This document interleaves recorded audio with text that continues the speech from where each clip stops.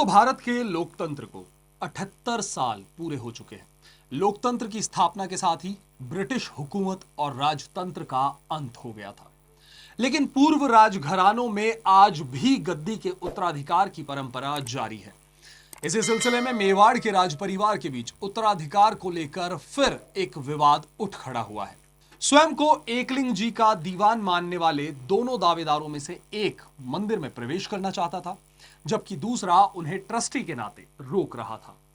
दोस्तों, यह वही मेवाड़ है जहां एक समय बेटे चूंडा ने अपने पिता के सम्मान में गद्दी त्याग दी थी। हालांकि उसके बाद भी इस रियासत में गद्दी को लेकर कई विवाद हुए। राजस्थान के इतिहास में ऐसी कई घटनाएं दर्ज हैं जहां उत्तराधिकार के लिए परिवार के सदस्यों में संघर्ष, छल कपट और युद्ध हुए। यहां तक कि मेवाड़ के सबसे प्रतिष्ठित शासक महाराणा प्रताप भी इस परंपरा से अछूते नहीं रहे थे। महाराणा प्रताप और उनके भाई जगमाल का संघर्ष। दरअसल महाराणा प्रताप के पिता उदय सिंह की 3 पत्नियां थीं, जयवंताबाई, सज्जाबाई और धीरबाई। जयवंताबाई से सबसे बड़े बेटे महाराणा प्रताप का जन्म हुआ, जिन्हें परंपरा के अनुसार गद्दी का उत्तराधिकारी होना चाहिए था। लेकिन उदय सिंह ने अपनी प्रिय रानी धीरबाई से किए वायदे के अनुसार उनके पुत्र जगमाल को युवराज घोषित कर दिया। राजस्थान के प्रसिद्ध इतिहासकार गौरीशंकर हीराचंद ओझा ने अपनी पुस्तक उदयपुर राज्य का इतिहास में इस घटना का वर्णन भी किया है। उन्होंने लिखा है कि उदय सिंह का निधन के जो समय है, उस वक्त जगमाल अंतिम संस्कार में शामिल नहीं हुआ।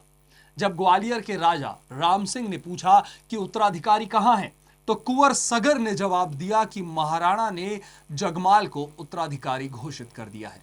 इस पर प्रताप के मामा अखयराज सोनगरा ने मेवाड़ के सरदारों से कहा, यह संकट का समय है, चित्तौड़ पहले ही हाथ से जा चुका है और अगर घर के भीतर कलह बढ़ी तो राज्य का विनाश निश्चित है। इस पर रावत कृष्णदास और सांगा ने प्रताप को गद्दी का उपयुक्त दावेदार मानते हुए उनके पक्ष में फैसला किया। उदय सिंह के अंतिम संस्कार के बाद गोगुंदा के एकलिंग मंदिर में महाराणा प्रताप का प्रतीकात्मक राज तिलक हुआ। इसके बाद कुंभलगढ़ में उन्हें औपचारिक रूप से मेवाड़ का महाराणा घोषित किया गया। जगमाल इस फैसले से नाराज होकर मेवाड़ छोड़ गया और अपने छोटे भाई शक्ति सिंह के साथ अकबर का साथ देने लगा। हल्दी घाटी के ऐतिहासिक युद्ध में दोनों भाई अकबर की सेना में शामिल होकर महाराणा प्रताप के खिलाफ लड़े। तो चलिए दोस्तों, अब बात करते हैं चूंडा के त्याग और उत्तराधिकार की परंपरा पर। इससे पहले मेवाड़ में त्याग और बलिदान की परंपरा चूंडा द्वारा स्थापित की गई। महाराणा लाखा के बड़े पुत्र चूंडा ने अपने पिता के सम्मान में गद्दी का त्याग कर दिया था। किस्सा यह है कि मारवाड़ के राव रणमल अपनी बहन हंसाबाई का विवाह प्रस्ताव लेकर मेवाड़ आए थे, लेकिन लाखा ने इस प्रस्ताव को अपने लिए मान लिया और विवाह के लिए सहमति दे दी। रणमल ने यह शर्त रखी कि हंसाबाई के पुत्र को ही मेवाड़ की गद्दी मिलेगी। चूंडा ने पिता के निर्णय का सम्मान करते हुए गद्दी छोड़ दी और भीष्म प्रतिज्ञा ली कि उनके वंशजों की सहमति से ही भविष्य में मेवाड़ के उत्तराधिकारी चुने जाएंगे। यह परंपरा आज भी प्रासंगिक है और मौजूदा संघर्ष में यही सवाल खड़ा किया जा रहा है, क्या चूंडा के वंशजों की सहमति इस दौरान ली गई है? पन्ना धाय के बलिदान की अगर बात की जाए दोस्तों, तो मेवाड़ की त्याग और बलिदान की परंपरा का एक और उदाहरण पन्ना धाय है।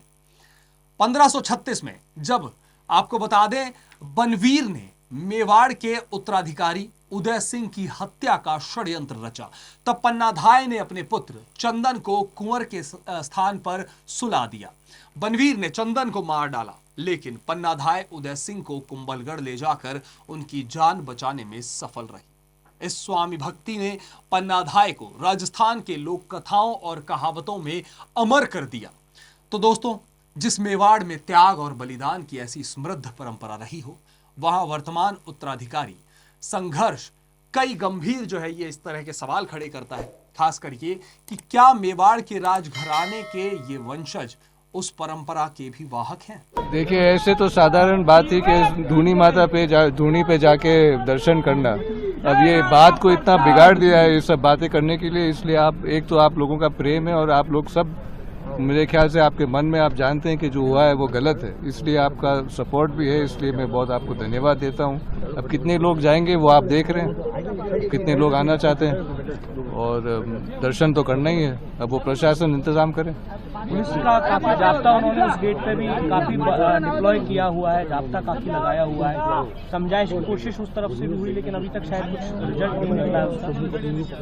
जहाँ समझाने की बात है, मुझे कहना है ये थोड़ा इन अ सेंस ये जो संपत्ति है सब पारिवारिक संपत्ति है, तो किसी एक सदस्य दूसरे को अंदर नहीं आने दे, वो भी धोख देने के लिए, ये तो कहाँ का कानून है। और जो आप कह रहे हैं, जो भी आप कह रहे हैं, ये समझाने की बात नहीं है, ये तो हक की बात है।